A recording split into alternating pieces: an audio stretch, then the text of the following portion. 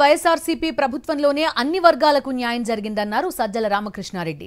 CM Jagan మాటల్లో కాకుండా చేతల్లో సామాజిక న్యాయం చేసి చూపించారన్నారు.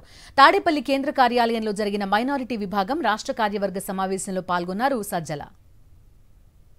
మహిళలు 50% కనపడుతున్నారు, మైనారిటీల నుంచి కూడా ప్రాతినిధ్యం కనపడుతుంది. నాకు తెలిసి అన్లెస్ అక్కడ మైనారిటీలే లేకపోతే ఏమన్నా కానీ ఇంకా నాయకులు కానీ ప్రతి స్టేజ్ మీద రాష్ట్రంలో ఎక్కడ చూసినా ఏదో ఒక హోదాలో అయితే ప్రత్యక్షమవుతారని అనుకుంటారు.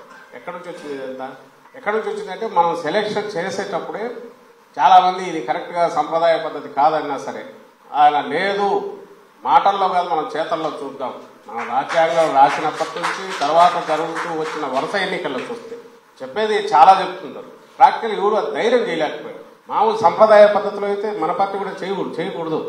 మీకు తెలుసు రకరకాల కారణాల వల్ల ఎందుకు ఇంత రిస్క్ తీసుకోవడం లేదు రావాలి అని అట్లా అనుకోలేదుగా.